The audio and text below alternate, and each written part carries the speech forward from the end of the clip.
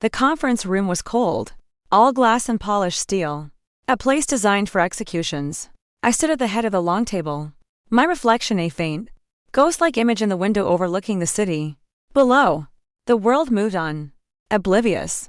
In this room, however, time had stopped. Across from me sat my husband, Ethan, his face a mask of disbelief and fury. Flanking him were the members of his board, men I had served coffee to at countless holiday parties.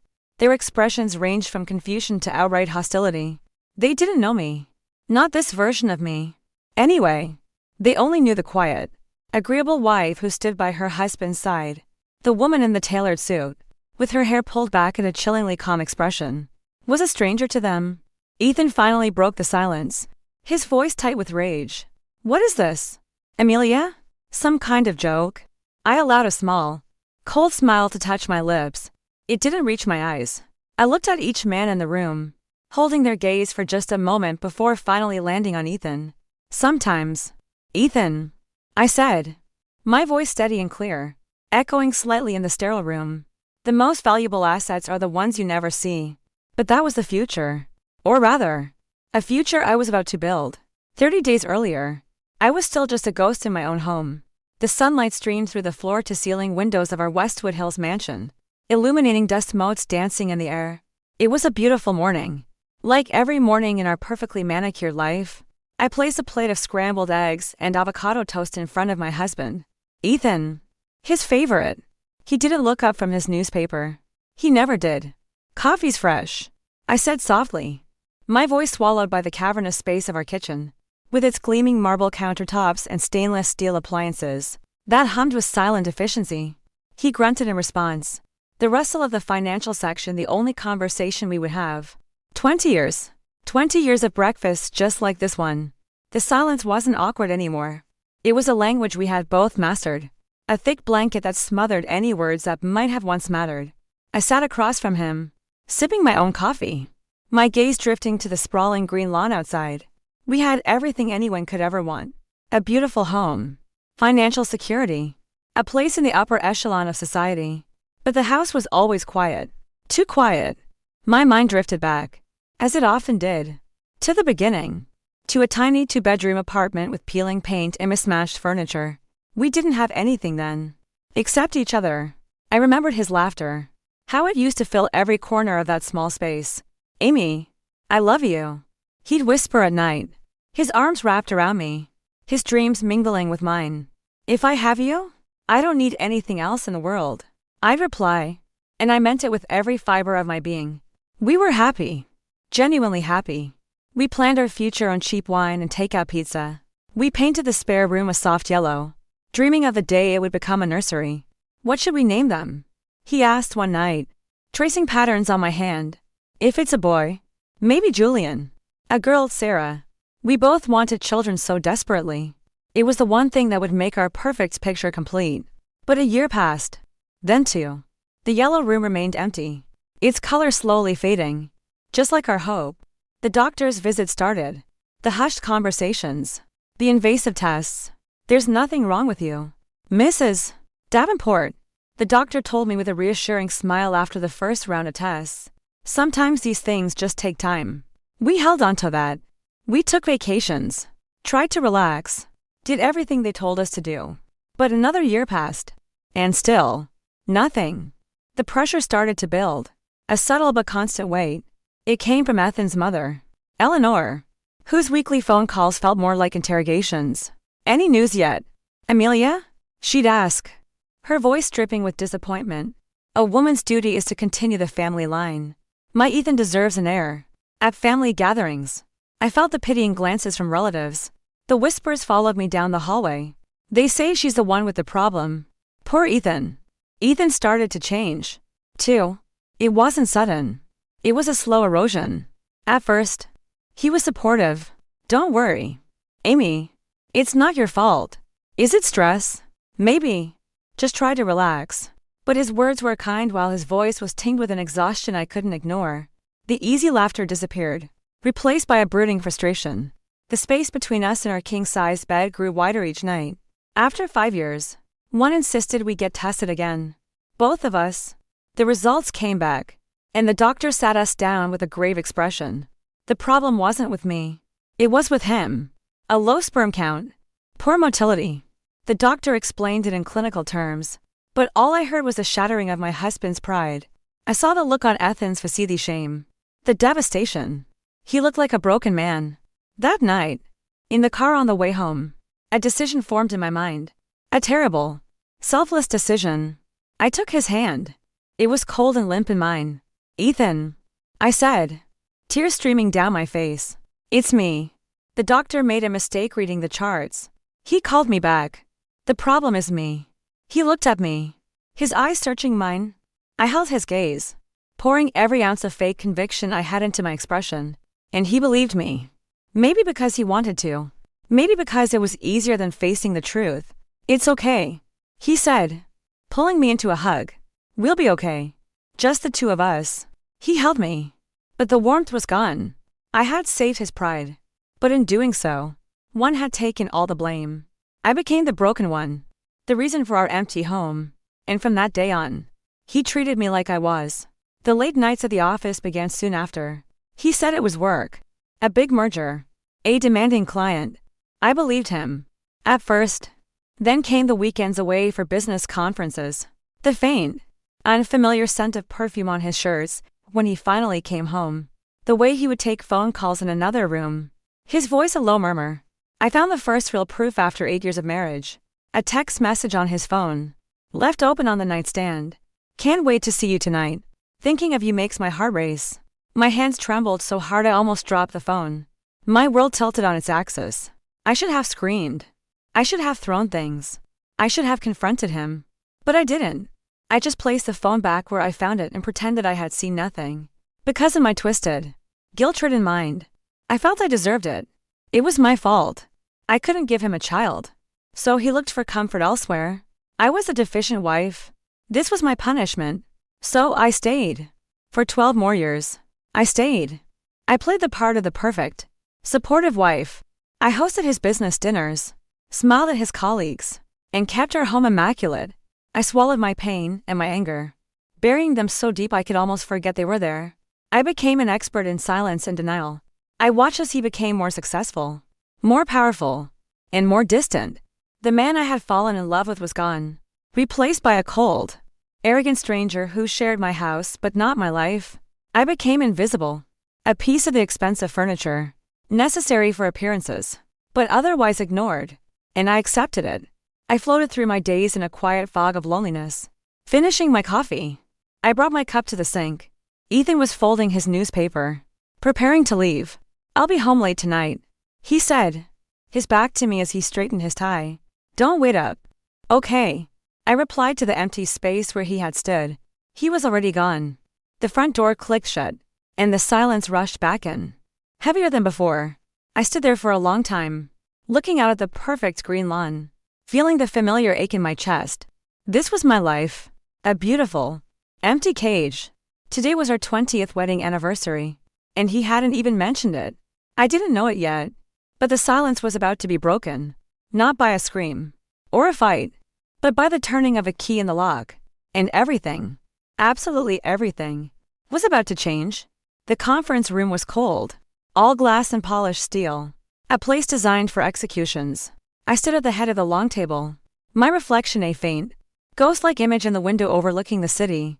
Below, the world moved on, oblivious. In this room, however, time had stopped. Across from me sat my husband, Ethan, his face a mask of disbelief and fury. Flanking him were the members of his board, men I had served coffee to at countless holiday parties. Their expressions ranged from confusion to outright hostility. They didn't know me. Not this version of me. Anyway, they only knew the quiet, agreeable wife who stood by her husband's side. The woman in the tailored suit, with her hair pulled back and a chillingly calm expression, was a stranger to them. Ethan finally broke the silence, his voice tight with rage. "What is this? Amelia? Some kind of joke?" I allowed a small, cold smile to touch my lips. It didn't reach my eyes. I looked at each man in the room, holding their gaze for just a moment before finally landing on Ethan. "Sometimes, Ethan," I said, my voice steady and clear, echoing slightly in the sterile room. The most valuable assets are the ones you never see. But that was the future. Or rather, a future I was about to build. 30 days earlier, I was still just a ghost in my own home. The sunlight streamed through the floor-to-ceiling windows of our Westwood Hills mansion, illuminating dust motes dancing in the air. It was a beautiful morning. Like every morning in our perfectly manicured life, I placed a plate of scrambled eggs and avocado toast in front of my husband, Ethan. His favorite. He didn't look up from his newspaper. He never did. "Coffee's fresh," I said softly, my voice swallowed by the cavernous space of our kitchen, with its gleaming marble countertops and stainless steel appliances that hummed with silent efficiency. He grunted in response. The rustle of the financial section, the only conversation we would have. 20 years. 20 years of breakfast just like this one. The silence wasn't awkward anymore. It was a language we had both mastered. A thick blanket that smothered any words that might have once mattered. I sat across from him, sipping my own coffee, my gaze drifting to the sprawling green lawn outside. We had everything anyone could ever want. A beautiful home, financial security, a place in the upper echelon of society. But the house was always quiet. Too quiet. My mind drifted back, as it often did, to the beginning. To a tiny two-bedroom apartment with peeling paint and mismatched furniture. We didn't have anything then. Except each other. I remembered his laughter. How it used to fill every corner of that small space. "Amy, I love you," he'd whisper at night, his arms wrapped around me, his dreams mingling with mine. "If I have you, I don't need anything else in the world," I'd reply, and I meant it with every fiber of my being. We were happy. Genuinely happy. We planned our future on cheap wine and takeout pizza. We painted the spare room a soft yellow, dreaming of the day it would become a nursery. "What should we name them?" he asked one night, tracing patterns on my hand. "If it's a boy, maybe Julian. A girl, Sarah." We both wanted children so desperately. It was the one thing that would make our perfect picture complete. But a year passed. Then two. The yellow room remained empty, its color slowly fading. Just like our hope. The doctor's visit started. The hushed conversations. The invasive tests. "There's nothing wrong with you, Mrs. Davenport," the doctor told me with a reassuring smile after the first round of tests. Sometimes these things just take time. We held on to that. We took vacations. Tried to relax. Did everything they told us to do. But another year passed. And still, nothing. The pressure started to build. A subtle but constant weight. It came from Ethan's mother, Eleanor, whose weekly phone calls felt more like interrogations. "Any news yet, Amelia?" she'd ask, her voice dripping with disappointment. A woman's duty is to continue the family line. My Ethan deserves an heir. At family gatherings, I felt the pitying glances from relatives. The whispers followed me down the hallway. "They say she's the one with the problem." Poor Ethan. Ethan started to change, too. It wasn't sudden. It was a slow erosion. At first, he was supportive. "Don't worry, Amy. It's not your fault." "Is it stress?" "Maybe. Just try to relax." But his words were kind while his voice was tinged with an exhaustion I couldn't ignore. The easy laughter disappeared, replaced by a brooding frustration. The space between us and our king-sized bed grew wider each night. After 5 years, one insisted we get tested again. Both of us. The results came back, and the doctor sat us down with a grave expression. The problem wasn't with me. It was with him. A low sperm count. Poor motility. The doctor explained it in clinical terms, but all I heard was a shattering of my husband's pride. I saw the look on Ethan's face, the shame. The devastation. He looked like a broken man. That night, in the car on the way home, a decision formed in my mind. A terrible, selfless decision. I took his hand. It was cold and limp in mine. "Ethan," I said, tears streaming down my face. "It's me." The doctor made a mistake reading the charts. He called me back. "The problem is me." He looked at me, his eyes searching mine. I held his gaze, pouring every ounce of fake conviction I had into my expression. And he believed me. Maybe because he wanted to. Maybe because it was easier than facing the truth. "It's okay," he said, pulling me into a hug. "We'll be okay. Just the two of us." He held me. But the warmth was gone. I had saved his pride. But in doing so, one had taken all the blame. I became the broken one. The reason for our empty home. And from that day on, He treated me like I was. The late nights at the office began soon after. He said it was work. A big merger. A demanding client. I believed him. At first. Then came the weekends away for business conferences. The faint, unfamiliar scent of perfume on his shirts when he finally came home. The way he would take phone calls in another room. His voice a low murmur. I found the first real proof after 8 years of marriage. A text message on his phone. Left open on the nightstand. Can't wait to see you tonight. Thinking of you makes my heart race. My hands trembled so hard I almost dropped the phone. My world tilted on its axis. I should have screamed. I should have thrown things. I should have confronted him. But I didn't. I just placed the phone back where I found it and pretended I had seen nothing. Because in my twisted, guilt-ridden mind, I felt I deserved it. It was my fault.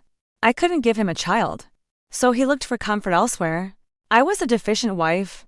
This was my punishment. So I stayed. For 12 more years. I stayed. I played the part of the perfect, supportive wife. I hosted his business dinners, smiled at his colleagues, and kept our home immaculate. I swallowed my pain and my anger, burying them so deep I could almost forget they were there. I became an expert in silence and denial. I watched as he became more successful, more powerful, and more distant. The man I had fallen in love with was gone, replaced by a cold, arrogant stranger who shared my house but not my life. I became invisible, a piece of the expensive furniture, necessary for appearances, but otherwise ignored, and I accepted it. I floated through my days in a quiet fog of loneliness. Finishing my coffee, I brought my cup to the sink. Ethan was folding his newspaper, preparing to leave. I'll be home late tonight, he said, his back to me as he straightened his tie. Don't wait up. Okay. I replied to the empty space where he had stood. He was already gone. The front door clicked shut, and the silence rushed back in, heavier than before. I stood there for a long time, looking out at the perfect green lawn, feeling the familiar ache in my chest. This was my life, a beautiful, empty cage. Today was our 20th wedding anniversary, and he hadn't even mentioned it. I didn't know it yet, but the silence was about to be broken, not by a scream or a fight, but by the turning of a key in the lock, and everything, absolutely everything, was about to change. The first 24 hours after they left were the quietest of my life, but it was a new kind of quiet. It wasn't the lonely, oppressive silence I had grown used to. It was the calm, focused silence of a predator in waiting. I didn't sleep that night. Instead, I sat in my hidden office, the glow of the monitors painting my face in shades of blue and green. I spent the night orchestrating the first move. On my main screen was a master file for Pinnacle Land Holdings. It contained every contract, every clause, every piece of correspondence between my company and Athens. I opened the file for the Riverfront Gateway project. It was his baby. A massive, $50 million luxury condominium complex that was set to be the crown jewel of his career. The project that had gotten him promoted to executive VP. The project for which the city had already approved zoning changes, and for which his company had already spent millions in marketing and preliminary designs. And it was all built on a foundation of 3 key parcels of land. My land. I scrolled down to section 14 of the contract. Clause 14. B. The termination clause. It was standard boilerplate. The kind of thing lawyers put in that no one ever expects to use. Either party may terminate this agreement without cause with 30 days written notice. A 30-day fuse. It was perfect. Enough time for the panic to build, for the damage to become irreversible. I spent the rest of the night mapping out the sequence, one project at a time. A steady, relentless demolition. By the time the sun began to rise, casting a soft pink glow over the manicured lawns of Westwood Hills, my plan was in place. I felt no remorse, no hesitation. He had burned the bridge of our marriage, and now I was going to salt the earth where it once stood. Monday morning, at precisely 9 o'clock, I made the call. I didn't use my personal phone, but a secure, encrypted line from my office. Mr. Chen, I said when my lawyer answered. He knew me only as a disembodied, authoritative voice of the owner of Pinnacle. He had never seen my face. Good morning. How can I assist Pinnacle today? His voice was crisp, professional. Please draft a notice of termination for the Riverfront Gateway contract with Davenport Development, I said, my voice steady. Cite clause 14. B. I want it delivered by courier to their legal department within the hour. No further explanation is to be given. There was a brief pause on the other end. Understood, he said, without a hint of surprise. He was paid handsomely for his discretion and efficiency. Is there anything else? Not for now, I said. I'll be in touch. I hung up. The first domino had been pushed. Then, I closed my secret office, walked back into the main house, and began to play my part. I went to the garage and brought in a stack of empty cardboard boxes. I started in the living room, taking down the photos from the mantelpiece. US on our honeymoon in Italy, smiling and young. US at a company gala, him looking proud. Me looking compliant. I wrapped each one carefully in tissue paper and placed it in a box. It didn't feel sad. It felt like archiving a life that belonged to someone else. The house phone rang around 11. I let it go to voicemail. I already knew who it would be. Ethan. Or someone from his office. Calling in a blind panic. I continued packing. A slow, deliberate rhythm to my movements. This was my stage, and I had to perform my role as a heartbroken, discarded wife flawlessly. Ethan came home late that night, well after midnight. I was in the bedroom, pretending to be asleep. I heard him storm through the front door. He didn't come upstairs. He went straight to his study and slammed the door. I could hear his muffled voice, sharp and angry, through the thick wood. What do you mean they won't take my call? No reason. There has to be a reason. A $50 million deal doesn't just vanish into thin air. Find out who owns Pinnacle. I don't care what it takes. Dig. I want a name by morning. I lay in the dark, a small smile on my face. Let him dig. He would find nothing. My identity was buried under layers of corporate veils and legal firewalls. He was a ghost chasing a ghost. The next day, Tuesday, I sent the second notice. The Westwood Tower, a 40-story office building, another one of his flagship projects, another pillar of his empire turned to dust. He came home earlier that evening, looking pale and haggard. He found me in the kitchen, labeling a box of cookbooks. He threw his briefcase onto the counter with a loud thud that made me jump. What are you looking at? He snapped, his eyes bloodshot with stress and lack of sleep.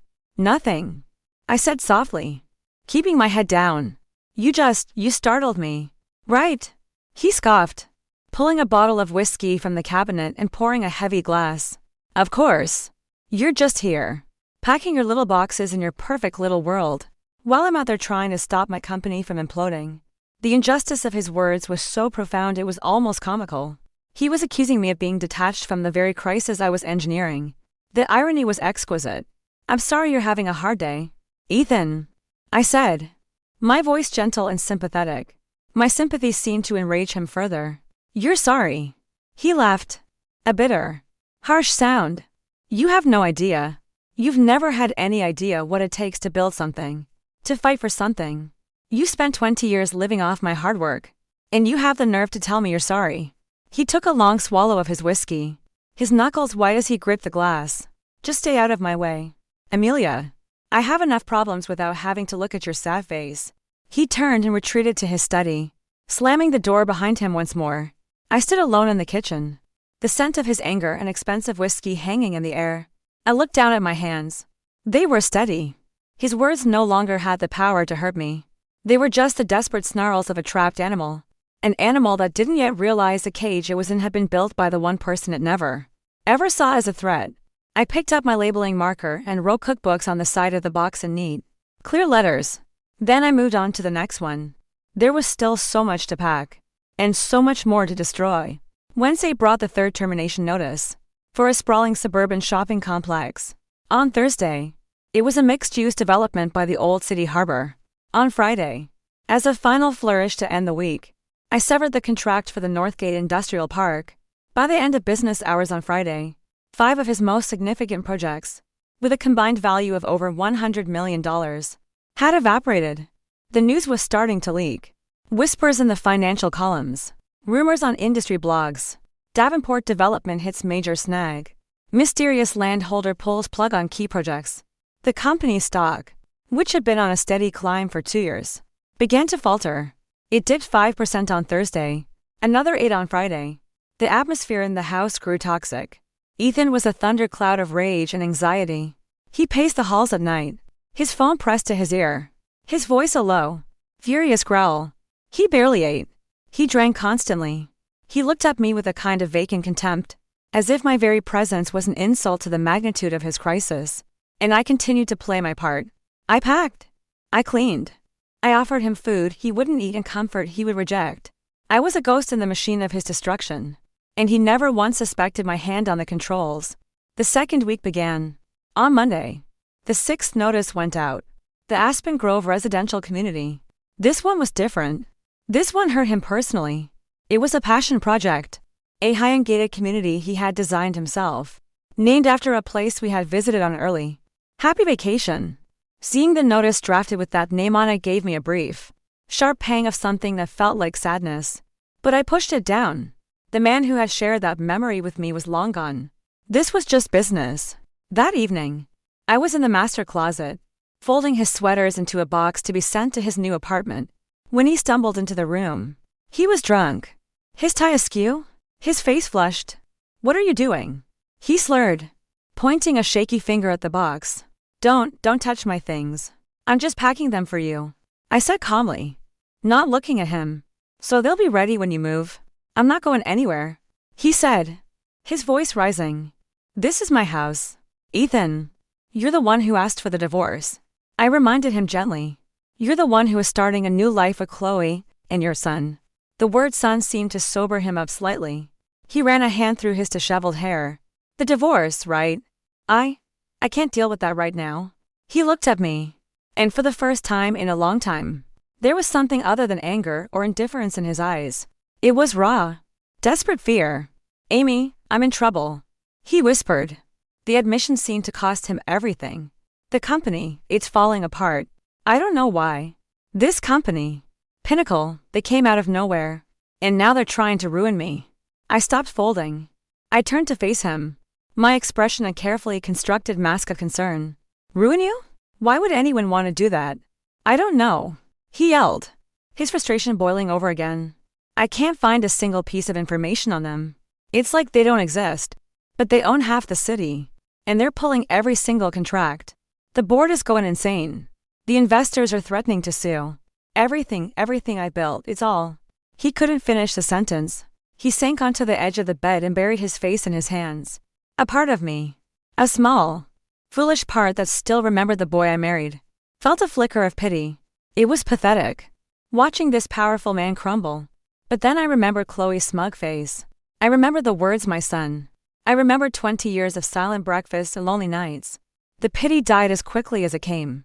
"I'm sure you'll figure it out, Ethan," I said, my voice soft. "You always do."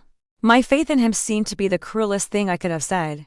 He looked up, his eyes filled with a terrifying emptiness. "What if I can't?" he asked, his voice barely audible. "What if this is it?" I had no answer for him. I simply returned to my packing. The silence stretched between us, thick with everything he had done and everything I was about to do. The next day, Tuesday, I delivered the final blow. The 7th and last contract. The city center plaza. A massive, legacy-defining project that was supposed to break ground next year. With that notice, every single partnership between Pinnacle Land Holdings and Davenport Development was officially terminated. $150 million in projects gone.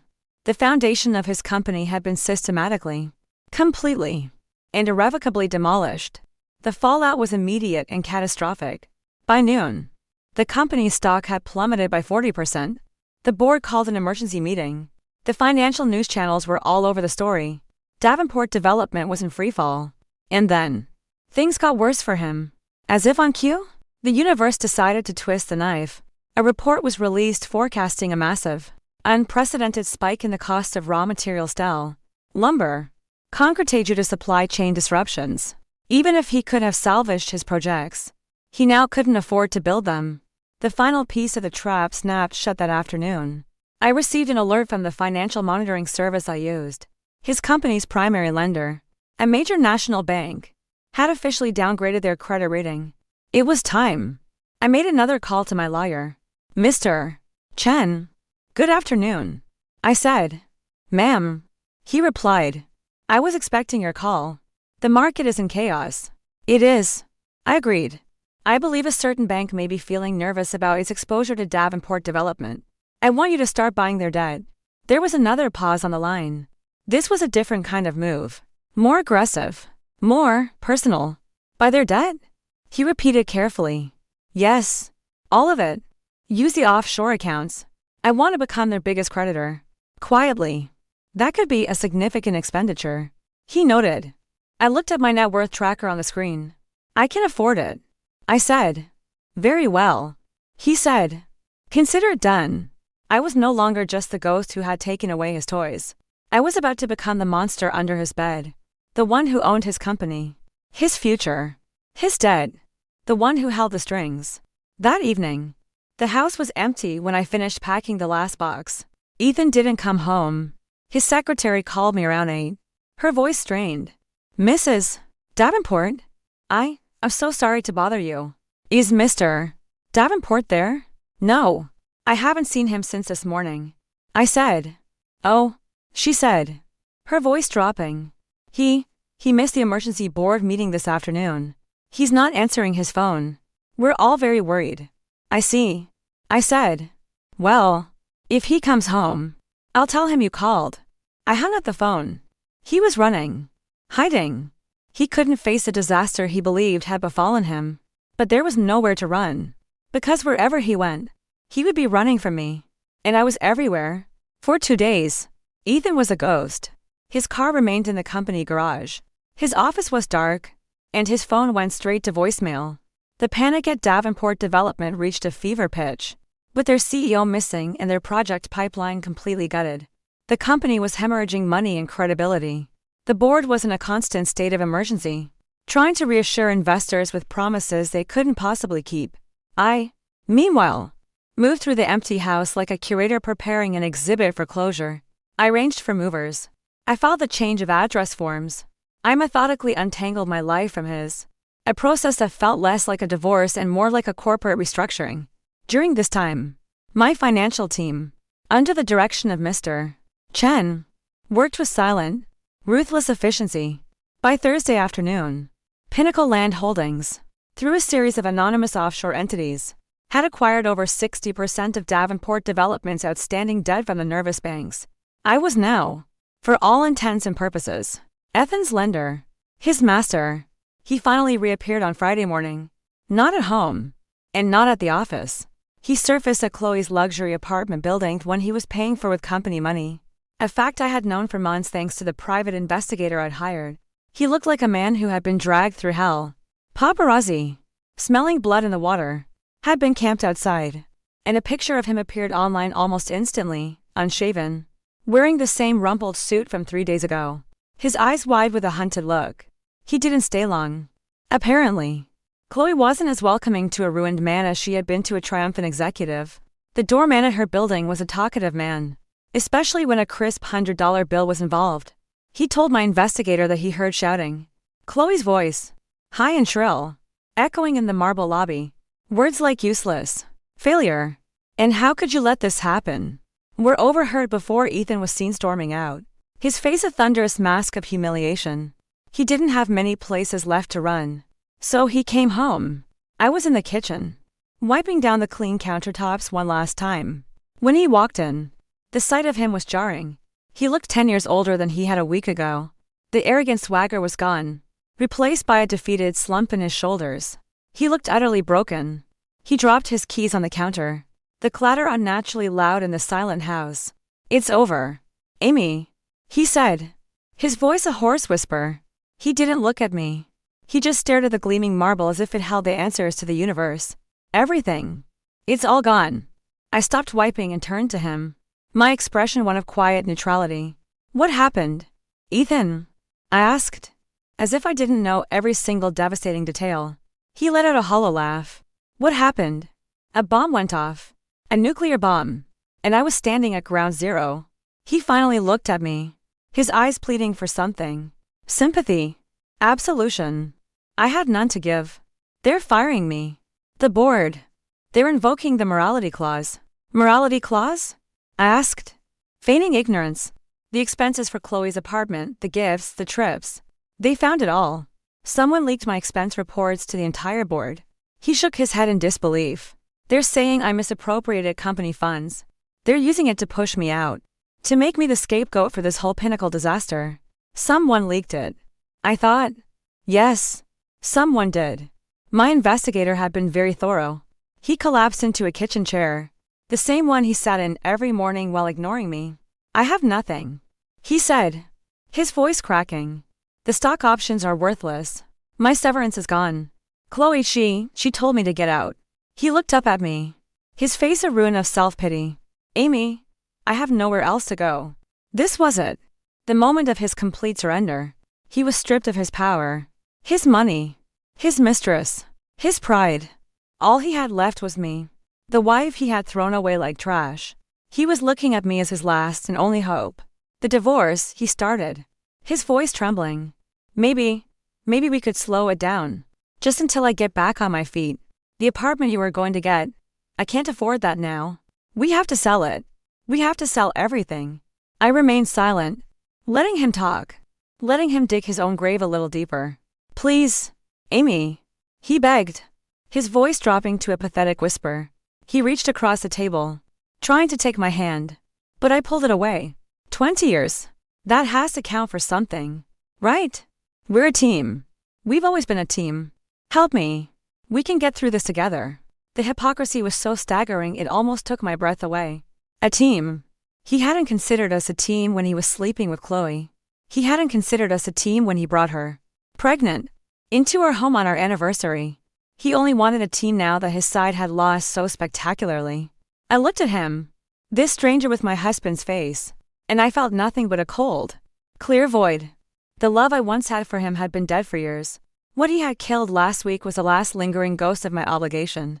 No, Ethan, I said, my voice calm and final. It cut through his desperate rambling like a shard of glass. He froze, his mouth slightly open. No. What do you mean? No. I mean no. I repeated, enunciating each word. I will not help you. I will not slow down the divorce. I will not give you a single penny. We are not a team. You made sure of that a long time ago. He stared at me, his mind clearly struggling to process what I was saying. This was not the Amelia he knew. The Amelia he knew was soft, pliable, forgiving. She would have rushed to his side, eager to soothe his wounds, grateful for the chance to be needed again. He was looking at me, but he wasn't seeing me. You don't understand, he stammered, shaking his head. I'll be ruined. I'll have nothing. They're going to call in my loans. The company debt, the bank will take everything. Yes, I said. They will. A small, cold smile touched my lips. Or rather, I will. He frowned, confused. What are you talking about? This was the moment, the culmination of a decade of secret work and a fortnight of focused revenge. It was time to pull back the curtain. I walked out of the kitchen and into the hall, towards my once secret office. I didn't look back to see if he was following. I knew he would be. I opened the door and stepped inside, turning on the main lights. He stopped in the doorway, his jaw slack with utter bewilderment. He stared at the bank of monitors, the financial data streams, the maps of the city overlaid with property lines. It was like a mission control center, a world he never knew existed, hidden right under his nose. What is this? He whispered, his eyes wide. I sat down in my leather chair, the seat of my power, and swiveled to face him. This, Ethan, I said, my voice resonating with a strength he had never heard before, is where your career was born, and where it came to die. I clicked a button on my keyboard. The central monitor flickered to life, displaying the logo of a company he knew all too well. Pinnacle Land Holdings. I said softly. Welcome to the head office. Ethan stared at the logo on the screen, his face a canvas of dawning horror. The name pulsed with a soft, digital light, mocking him. He looked from the screen to me, then back to the screen, his mind refusing to connect the two impossible points. Pinnacle? He breathed, the word barely a whisper. No, that's not possible. You, me. I confirmed, my voice as cold and hard as the steel frames of the monitors. For the last 2 years, I have been your silent, and most essential, business partner. Every piece of prime real estate you cleverly acquired, every deal that made you a star at your company, that was me. I sold you the land. I laid the foundation for your success. I handed you your entire career on a silver platter. And you were so blinded by your own arrogance you never once thought to ask where it came from. He staggered back a step, as if my words were a physical force. He gripped the doorframe for support, his knuckles white. Why? He choked out. Why would you do this? Do what? Ethan? I asked, leaning forward in my chair. Help you? Or destroy you? At first, I was helping you. Perhaps out of some misguided, lingering sense of loyalty. I told myself that if you were successful, perhaps you would be happy. And if you were happy, perhaps you would remember the man you used to be. The man I married. I let out a short, bitter laugh. I was a fool. Success didn't make you happy. It just made you crueler, more dismissive. It fed the worst parts of you. You took all the credit. You reveled in the glory. And you treated me like I was a piece of furniture in the house that I paid for. His face was ashen. The blood had drained from it, leaving behind a pale, sweaty mask of terror. The house? Oh, yes, I said, gesturing around us. This house? The cars? The country club membership? Your expensive suits and Chloe's little downtown nest? You think your salary paid for all this? Your salary was a drop in the bucket. For the last 5 years, you have been living a lifestyle funded by my investments. You weren't the provider. Ethan, you were the beneficiary. He was speechless, shaking his head in a state of catatonic denial. I had upended his entire reality. The very core of his identitized successful, powerful man who provided for his simple, dependent wife had been a lie. And then, I continued, my voice dropping to a dangerously quiet level. You brought her here, to my home, on our 20th anniversary. You stood in that living room and you offered me $3 million of my own money to disappear, so you could start a new life with your pregnant little parasite. My eyes bored into his. You didn't just ask for a divorce, Ethan. You declared war. You just didn't realize your enemy was the one holding all the weapons. He finally found his voice. A strangled, desperate rasp. You did all of this?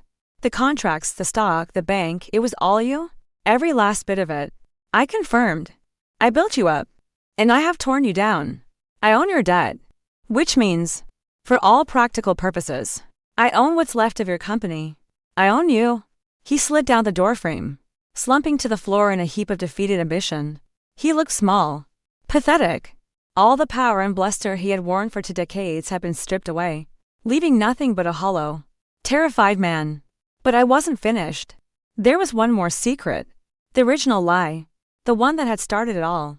You know, for all of this, I said, gesturing to the screens that represented my financial empire. For all the intricate planning and strategic moves, the most painful lie was also the simplest. I stood up and walked over to a locked filing cabinet in the corner of the room. I spun the combination lock and pulled open a drawer. I reached inside and retrieved a single, thick envelope. It was sealed. The name of a prominent fertility clinic printed in the corner. It was dated 15 years ago. What is that? He mumbled from the floor, his voice barely audible. It's the truth, I said, walking back and dropping the envelope into his lap. Something you haven't been acquainted with for a very long time. He fumbled with the seal, his trembling fingers struggling to tear it open. He pulled out the sheaf of papers. His eye scanned the first page, a summary of medical findings. I watched as his face went from pale to ghostly white. His eyes widened. His mouth fell open. He read it again, and then a third time, as if the words were in a foreign language he couldn't comprehend. No, he whispered, the sound a strangled gasp. No, this says. It says that the problem was never me, Ethan. I finished for him, my voice devoid of all emotion. It was always you. Azoospermia, a clinical diagnosis of total male infertility. The doctor said your chances of conceiving a child naturally were 0. Absolutely. Unequivocally. 0. He looked up at me, his eyes screaming a question he couldn't bring himself to ask. I answered it anyway. I lied. That day, 15 years ago, I saw the look on your face. I saw your pathetic, fragile ego shattering into a million pieces. And I made a decision. I took the blame. I let you believe I was the broken one, the failure. I carried that burden for 15 years. Ethan, I let you and your mother and the entire world blame me, shame me, and pity me, all to protect you from a truth you were too weak to handle. The final piece of his world crumbled into dust. Not only was he not the powerful provider, He wasn't even the virile man he thought he was. He was nothing. A fraud. A lie built on top of a lie. So that means, he stammered, his gaze becoming distant, unfocused. Chloe, the baby, my son. He's not your son. Ethan. I said. The words falling like stones into the silent room. He can't be. She played you for a fool. Just like everyone else. She found a rich, arrogant, and desperately insecure man who wanted an heir. And she gave him a story he was desperate to believe. You weren't a father-to-be. You were just a mark. A terrible, guttural sound escaped his throat, a sound of profound, absolute despair. He clutched the medical report to his chest as if it were a fatal wound. His entire life, every success he had claimed, every justification for his cruelty, every hope he had for the future, had been exposed as a complete and utter fiction. He had betrayed me, thrown me away, for a lie, for a child that was never his, for a future that couldn't exist. He started to sob, not quiet tears of remorse, but racking, animalistic howls of a man who had lost everything, especially himself. He was a king who had just discovered his kingdom was made of sand, his crown was made of paper, and his lineage was a fraud. I looked down at the broken man on the floor of my secret office, the man who had caused me decades of quiet pain. I had expected to feel a sense of triumph, a surge of victorious satisfaction, but I felt nothing, just a vast, empty calm. My revenge was complete. It wasn't loud or explosive. It was quiet, systematic, and total. And now, it was over. The movers will be here in the morning. Ethan, I said, my voice cutting through his sobs. I suggest you find somewhere else to sleep tonight. I turned my back on him, walked out of the office, and closed the door on the ruins of my husband and my marriage. The movers arrived at 9 the next morning, as scheduled. They were a team of efficient, quiet men who moved through the house with practiced ease, wrapping furniture and stacking boxes. I directed them with a calm that felt both foreign and deeply natural. I was shedding a skin, a life, a 20-year accumulation of things that had never truly been mine. Ethan was gone. When I had woken up at dawn, the door to my old office was ajar. He had left the medical report on the floor where he had sat, a crumpled testament to his shattered reality. I didn't know where he went, and for the first time in my adult life, I found that I didn't care. His location, his well-being, his very existence, were no longer my concern. The invisible cord that had tied me to him for 2 decades had finally been severed. As the house emptied, its cavernous rooms began to echo. The ghosts of the past seemed to fade with the removal of each chair, each table, each painting. By late afternoon, the house was a hollow shell, filled only with sunlight and memories I was ready to leave behind. I did a final walkthrough, my footsteps resounding on the bare hardwood floors. I stood in the foyer, where he had brought Chloe, in the living room where he had demanded a divorce, in the kitchen where he had so often ignored me.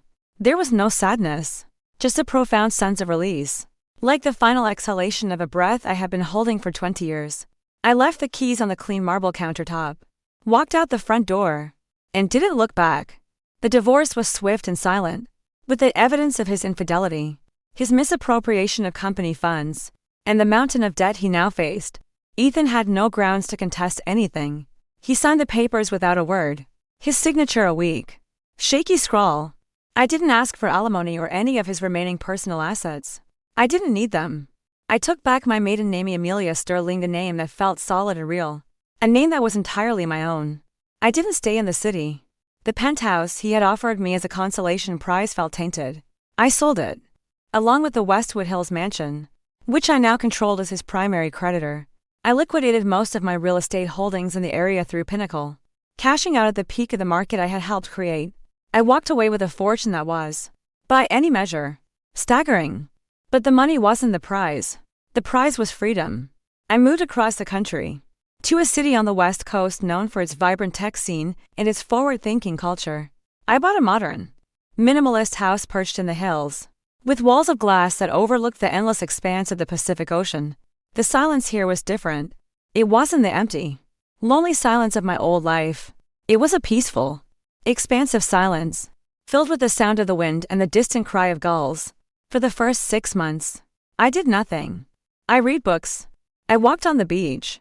I learned to cook the complicated, flavorful dishes I'd never had time for.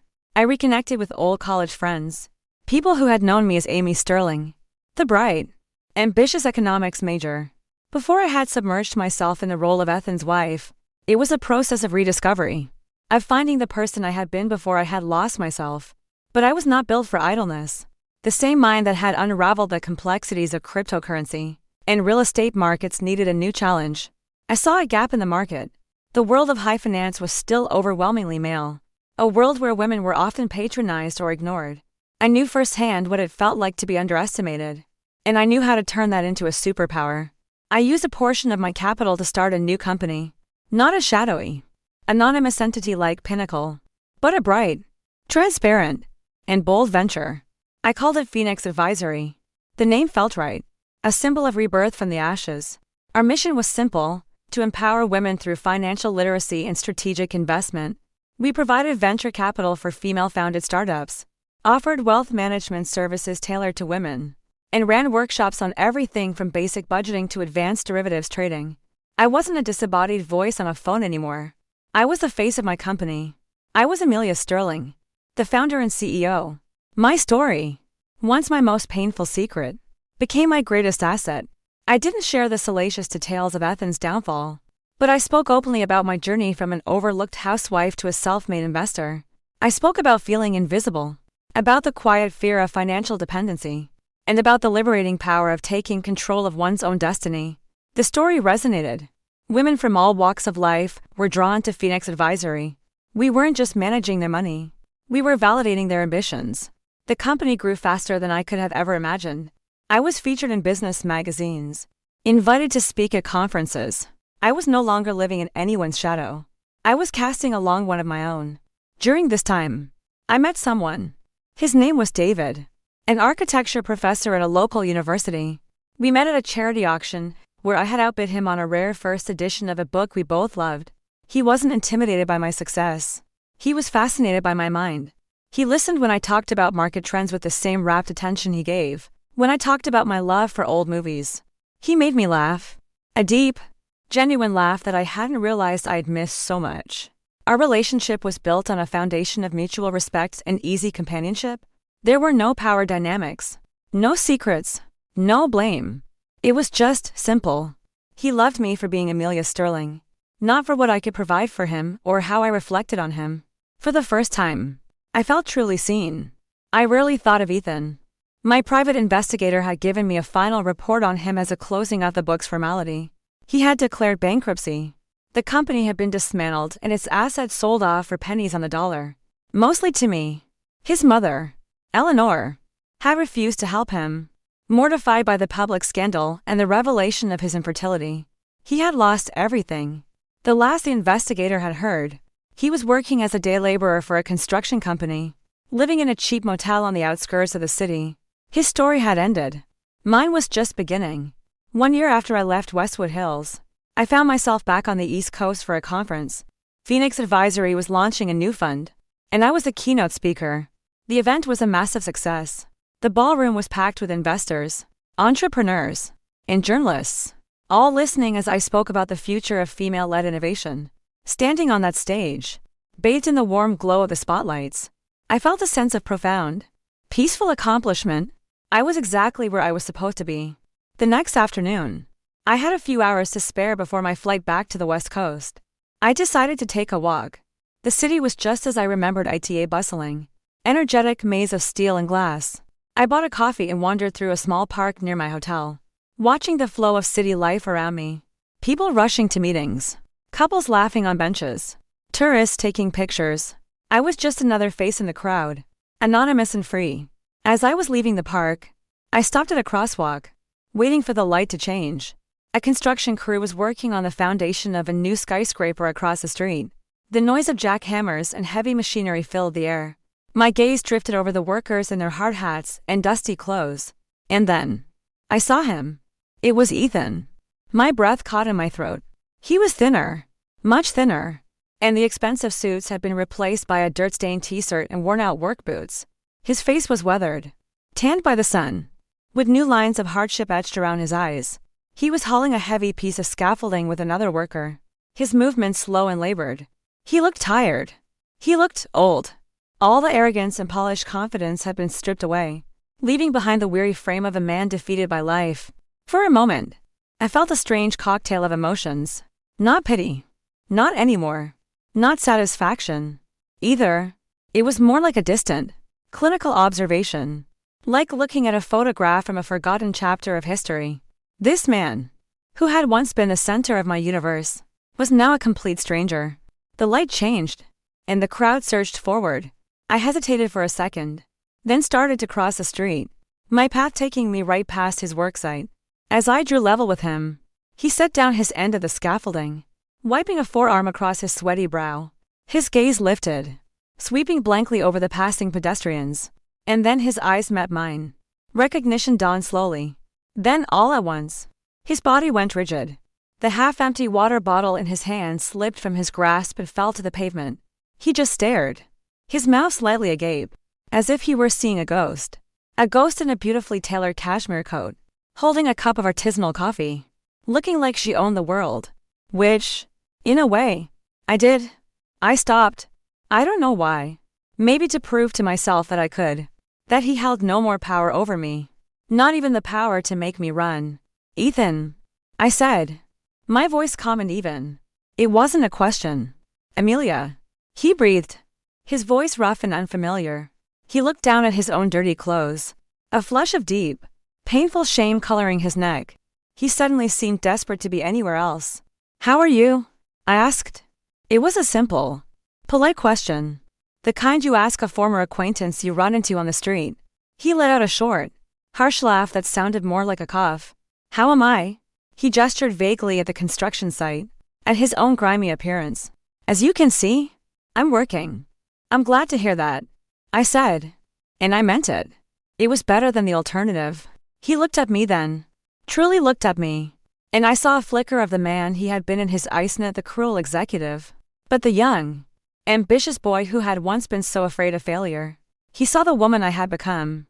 Confident, serene, happy, everything he wasn't. I saw you, he mumbled, looking down at his boots. In a magazine. At the airport. Phoenix Advisory. That's you. Yes, I said simply. That's me. An awkward, heavy silence fell between us. A chasm of 20 years. Of lies and betrayals and a spectacular, life-altering implosion. What else was there to say? He finally looked up again.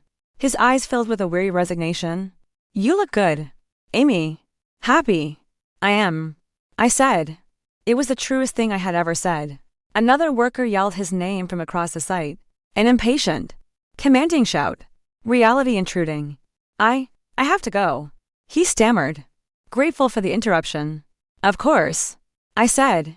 I gave him a small, polite nod. Take care of yourself, Ethan. And then I turned and walked away. I did not rush. I did not look back. I walked with a steady, even stride, melting back into the anonymous flow of the city. I could feel his eyes on my back. But it didn't matter. He was a part of the past I had fully and finally left behind. As I walked towards the future, towards a waiting car that would take me to an airport, towards a flight that would carry me home to David, to my company, to my life, a single thought crystallized in my mind. For 20 years, I lived in his shadow. Now, I cast my own. True revenge isn't about destroying someone else's life. It's about finally, completely, rebuilding your own. And my life was a skyscraper, rising from the ashes, built on a foundation of my own making, reaching for a sky that had no limits. I was free.